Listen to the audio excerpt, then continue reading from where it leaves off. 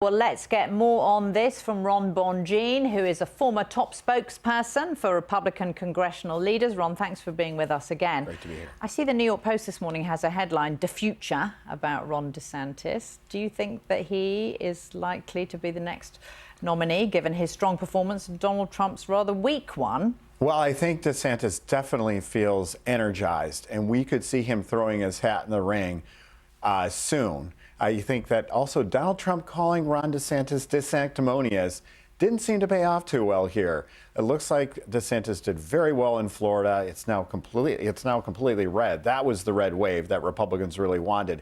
And they could see I could see Republicans wanting DeSantis as their nominee to make the nation go red if they could.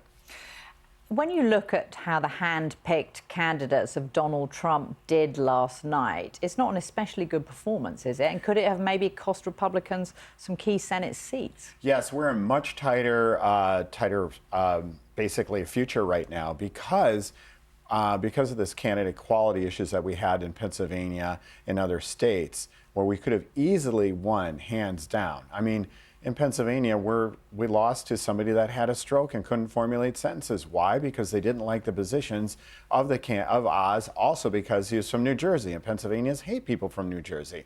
I think that coming up with candidates that really appeal to people in their home states really matters, as opposed to being someone handpicked by the former president. That's definitely a referendum on Trump's leadership. And speaking of a referendum, perhaps on the Make America Great Again Republicans, what do you make of the rural Colorado House seat, where Lauren Boebert, who's an ardent Trumpist, is in a fight for her political life? Boy, that was really a surprise. No one saw that coming. I think it really is a lesson that you really have to pay attention to your politics at home and make sure you're talking to the voters at home. And she might have gotten a little too famous nationally and caught that bug, because you can be famous nationally, but those voters are the ones who bring you back down to earth pretty quickly on Election Day. I mean, she's someone who talked a lot about conspiracy theories, who talked a lot about gun rights, who had this huge national persona. And again, it didn't translate to what voters wanted to see from her district.